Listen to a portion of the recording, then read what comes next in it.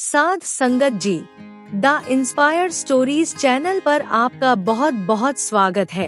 Video शुरू करने से पहले कृपया आप मेरे चैनल को सब्सक्राइब जरूर करें और साथ में बेल आइकन को भी दबा दें ताकि मेरे नए वीडियो का नोटिफिकेशन आपको मिल जाए। और अगर वीडियो अच्छा लगे तो कृपया लाइक, कमेंट और ज्यादा से ज्यादा शेयर करें। अब देर न करते हुए आज की कहानी शुरू करते हैं। साध संगत जी, आज की कहानी भाग्य का लेख नहीं बदलता। एक बहुत ही रोमांचक और दिलचस्प कहानी है। क्या मनुष्य के भाग्य में जो कुछ लिखा होता है, क्या कोई उसे बदल सकता है? क्या कोई अपनी बेईमानी या धोखाधड़ी से जो कुछ ईश्वर ने लिखा होता है, क्या वो बदल सकता है? अगर आप भी ये जानना चाहते हैं तो कृपया वीडियो को अंत तक जरूर देखें। अब देर ना करते हुए आज की कहानी शुरू करते हैं। साध संगत जी, पुराने समय की बात है। एक राज्य में पराक्रमी राजा राज करता था। वो राजा बहुत ही नेक और दयालु था, लेकिन इसके साथ राजा में एक कमी भी थी। राजा की समझ थोड़ी कम थी, इसलिए वो अपने दरबार में हमेशा समझदार और ज्ञानी आदमियों को रखता था, जो राज्य के कार्य में उसकी मदद कर सके और लोगों की भलाई के लिए सही रास्ता बता सके, ताकि उसके राज्य में सभी खुश रहे और उसका राज्य आगे बढ़े। लेकिन इसके बावजूद भी राजा ने जो आदमी रखे थे वो कुछ खास समझ नहीं रखते थे। वो राजा को सिर्फ सलाह दिया करते थे और उसके बदले में मोटी पगार लेते थे। लेकिन वो लोग जो सलाह देते थे उससे राजा को कोई खास मदद नहीं मिलती थी। इसी बात को सोचकर राजा अक्सर उलझन में रहता था। एक दिन राजा ने इस परेशानी से निकलने के लिए अपने दरबारियों के साथ जंगल में शिकार करने की सोची, ताकि उसे कुछ शांति मिल सके। शायद जंगल का शांत वातावरण ही सही रास्ते पर ले जा सके।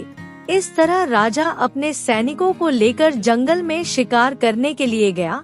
शिकार के बाद जब राजा वापस आ रहा था तो रास्ते में उसे एक अजीब दृश्य दिखाई दिया कि एक नौजवान लड़का पेड़ के नीचे बैठा हुआ था और अपने आप से ही बातें कर रहा था। उस नौजवान ने अजीब से कपड़े पहने हुए थे। राजा ने जब उसको देखा तो सोचने लगा कि ये कौन है और क्या बोल रहा है। ये सोचकर राजा वहीं रुक गया।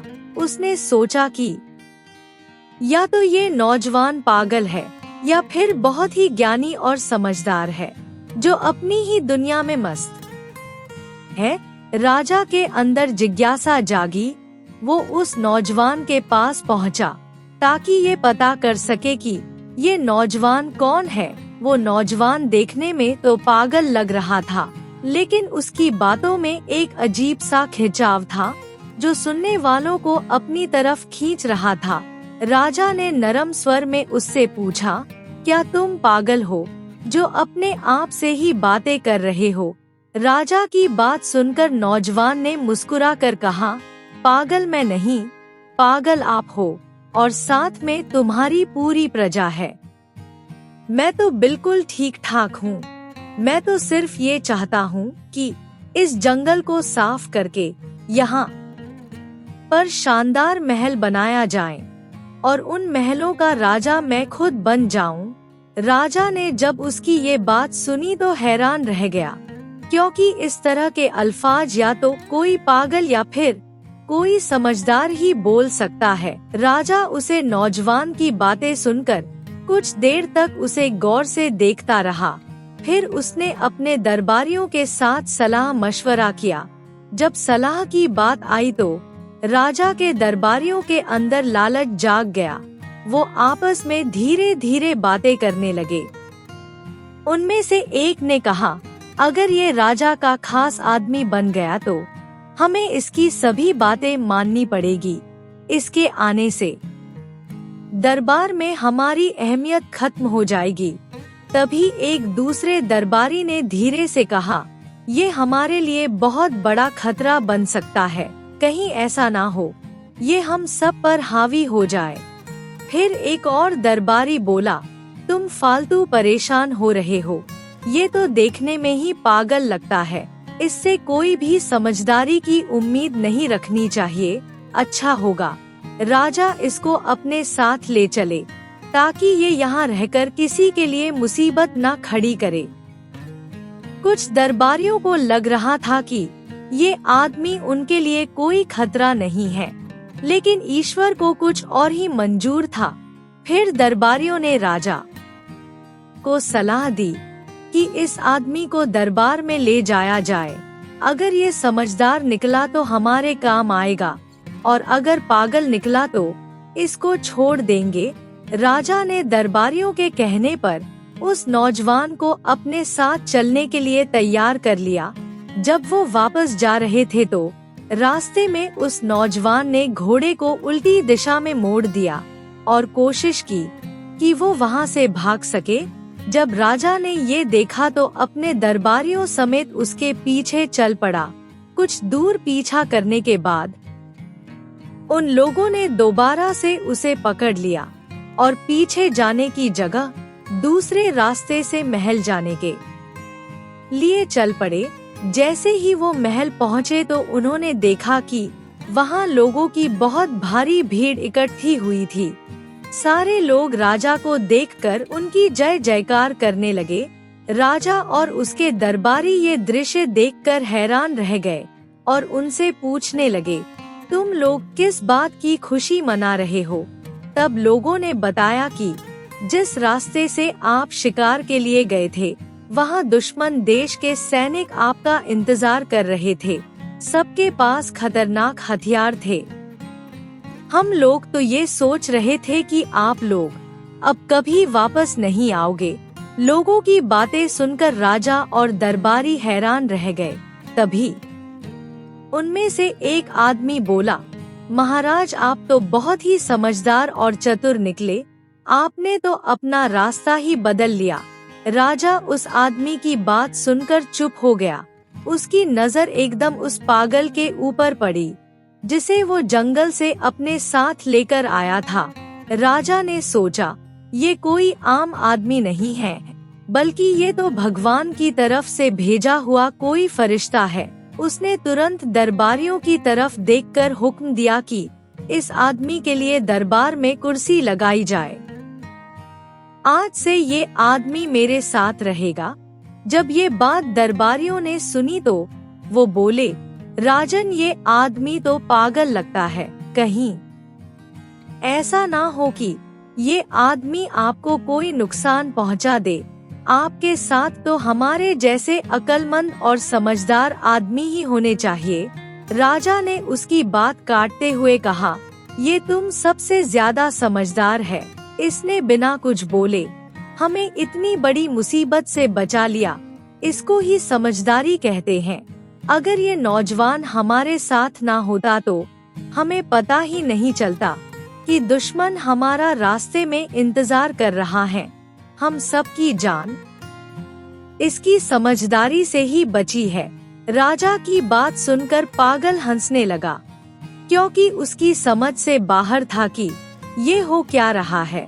फिर वो राजा के कहने पर राजा के साथ वाली कुर्सी पर बैठ गया। जब दूसरे दरबारियों ने ये देखा तो उनसे ये बर्दाश्त नहीं हुआ कि एक अनजान आदमी जो सबकी नजर में पागल है, उनके बराबर आकर बैठ गया है।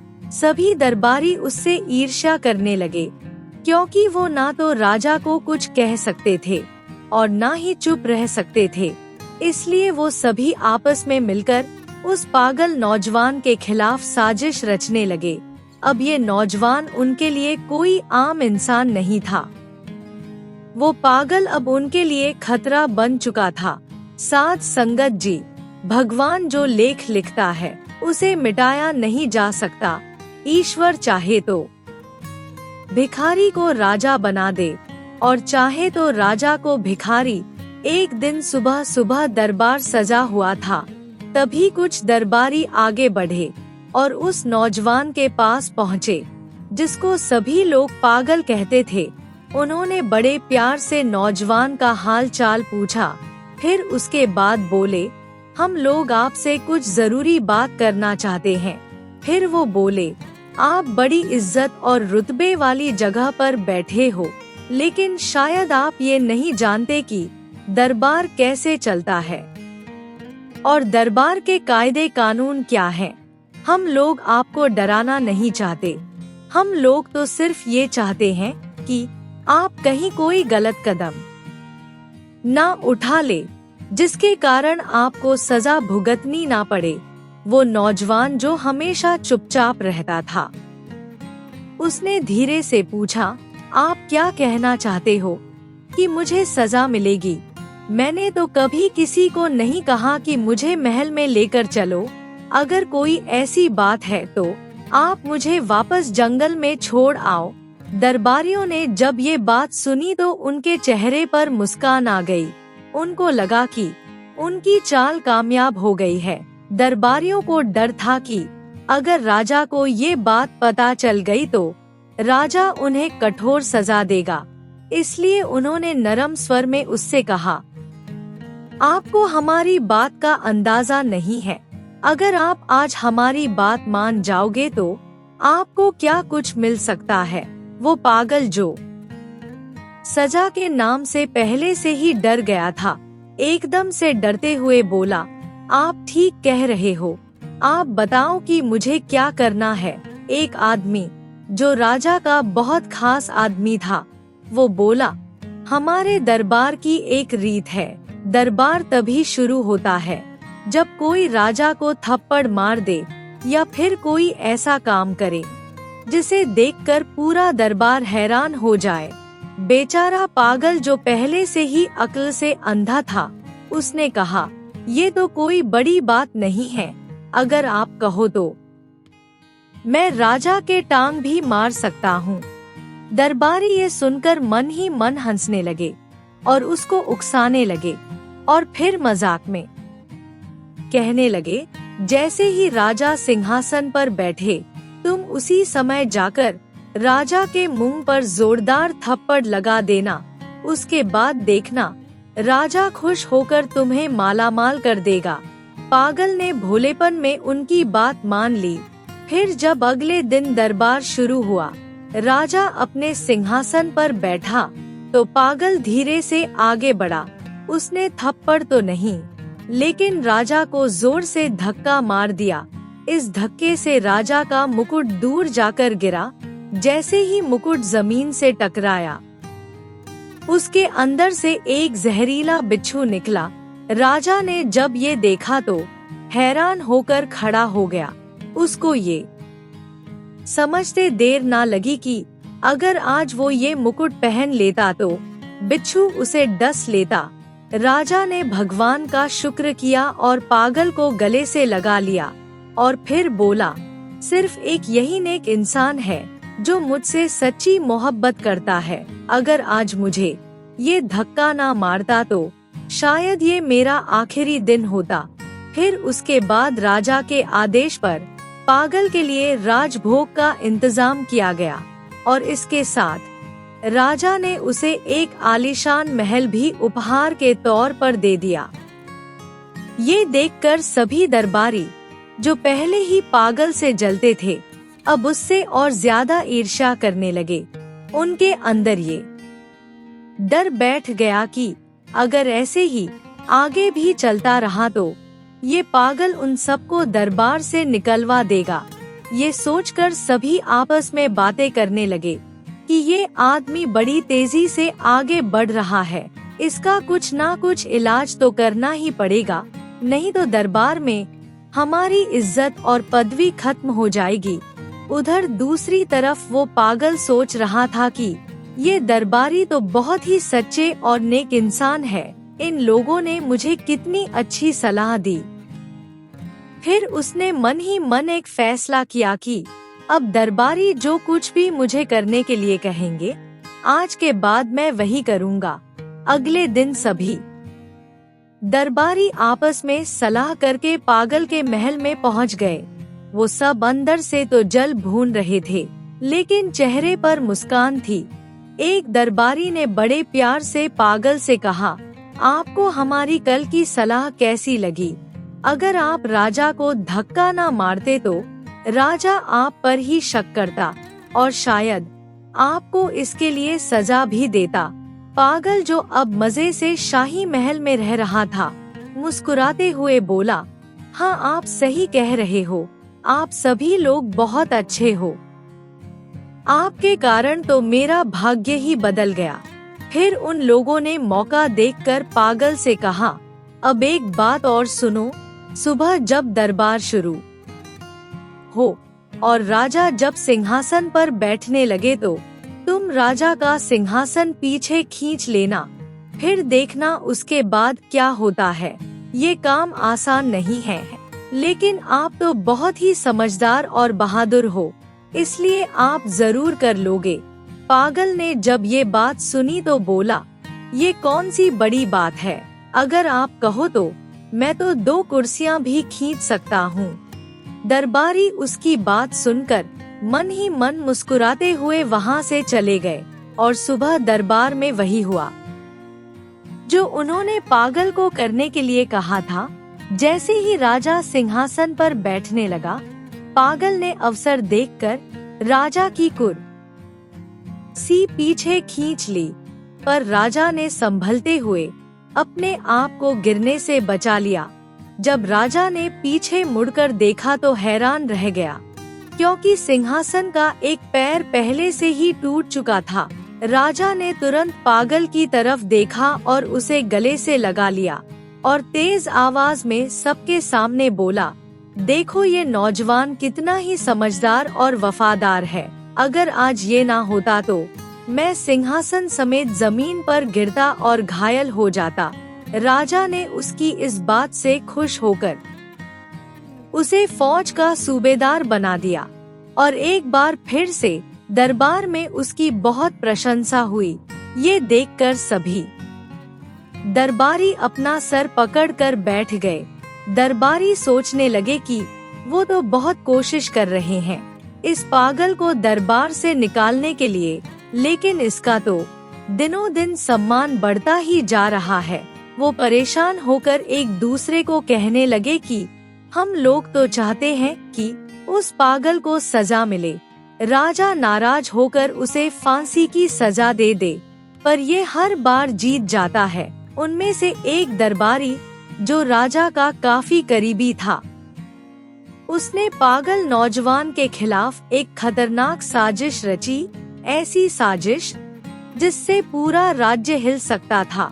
सभी दरबारियों ने मिलकर फैसला किया कि वो पड़ोसी राजा के साथ चुपचाप एक मुलाकात करेंगे, उसको लड़ाई के लिए उकसाएंगे और चुपचाप राजा के खिलाफ उसकी मदद भी करेंगे और कहेंगे कि आप लोगों ने सिर्फ हमारी सेना के सूबेदार को मारना है, बाकी सब कुछ हमारे ऊपर छोड़ दो।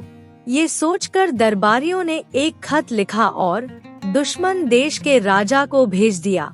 राजा ने जब उनका खत पढ़ा तो वो इस बात के लिए तैयार हो गया।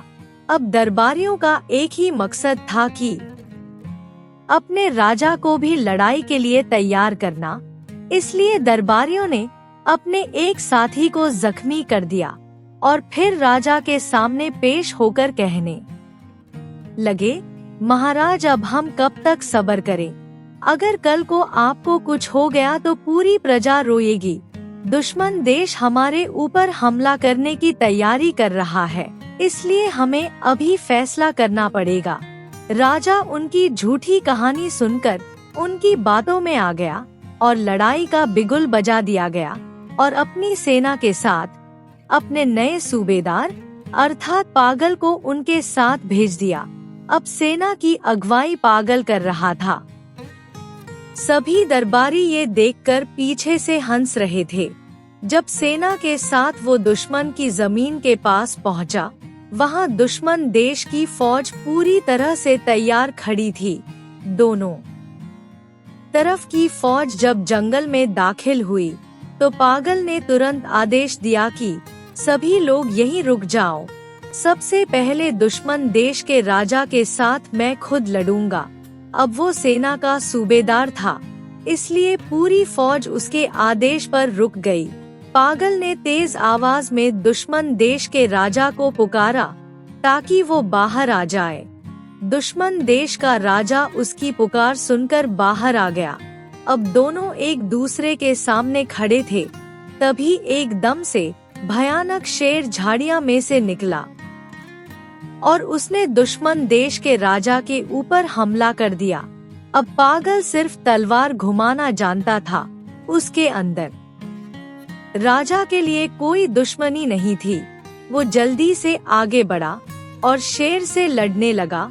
काफी देर लड़ाई करने के बाद उसने शेर को मार दिया और दुश्मन देश के राजा को जख्मी हालत में उठाकर ले आया। राजा का शरीर खून से लथपथ था। उसके शरीर पर काफी जख्म थे, लेकिन इसके बाद भी वो जिंदा बच गया था। अपनी फौज को देखकर दुश्मन देश के राजा ने कहा, अब ये लड़ाई नहीं होगी, क्योंकि सेना के सूबेदार ने मेरी जान बचाई है। वो बहुत ही बहादुर और समझदार है। हम कोई लड़ाई नहीं करना चाहते, लेकिन जो उनकी फौज के साथ दरबारी आए हैं, उन सभी को पकड़कर जेल में डाल दो। राजा की बात सुनकर पागल ने उसी समय तलवार निकाली और बोला, खबरदार जो किसी ने दरबारियों की तरफ आंख भी उठाई। राजा ने उसकी बात सुनकर हैरानी से उसकी तरफ देखा और अंदर ही अंदर बोला, बड़ा अजीब आदमी है, अपने ही दुश्मनों को बचाना चाहता है। अब उस पागल की चर्चा पूरे राज्य में होने लगी। उसकी बहादुरी और सच्चाई ने सभी के दिल जीत लिए। अब वो दरबारी जो पहले से ही अंदर से जल रहे थे, ये सब देखकर कुछ बोले नहीं, लेकिन वो अपनी बेइज्जती का बदला लेना चाहते थे। वो आपस में कहने लगे कि अगर हमने इस पागल को अभी नहीं रोका, तो आने वाले समय में हमें इसकी गुलामी करनी पड़ेगी। इस पागल को खत्म करना बहुत जरूरी है। सभी ने इस बात के लिए हामी तो भर ली, लेकिन उनमें से एक बूढ़ा आदमी भी था। वो बहुत ही समझदार और नरम दिल का इंसान था। उसने एक कमाल की बात कही और बोला, तुम सभी लोग मेरी बात ध्यान से सुनो। दुनिया में ईश्वर ने हर इंसान को कुछ खूबियाँ और कुछ कमियों के साथ इस दुनिया में भेजा है। इसलिए एक बात को याद रखना कि जिस व्यक्ति पर ईश्वर की नजर होती है, दुनिया की कोई भी ताकत उसको नीचे गिरा नहीं सकती।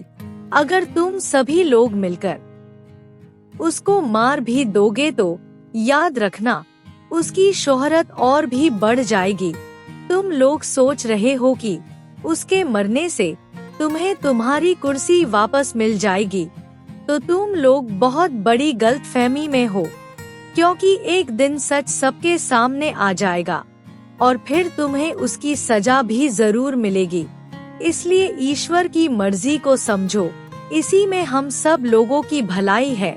बूढ़े ने फिर नरम स्वर में कहा, तुम सभी लोग सिर्फ एक बात को समझो कि वो आदमी पागल नहीं है, वो बिल्कुल सच्चा और भोला इंसान है। इसके अलावा ईश्वर ने जो एक अलग से उसे ताकत दी है, वो है उसका भाग्य, जो बहुत कम मनुष्यों को मिलता है। ना ही ये मनुष्य को समझ के अनुसार मिलता है और ना ही पैसों से। ये सिर्फ ईश्वर की रहमत से मिलती है, ईश्वर की रजा से मिलती है। अगर पूरा राज्य भी उस पागल के खिलाफ हो जाए तो भी वो पागल अकेला ही जीत सकता है। इसलिए उसके साथ लड़ने की बजाय सच्चाई को स्वीकार करो। बूढ़े आदमी की बातें सुनकर सभी दरबारियों को अपनी गलती का एहसास हुआ और उन्होंने ईश्वर के इस लेख को स्वीकार कर लिया।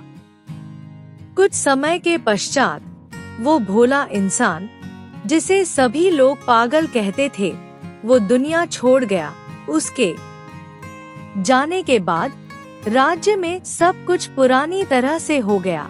सभी लोगों को वापस उनकी कुर्सियां मिल गई।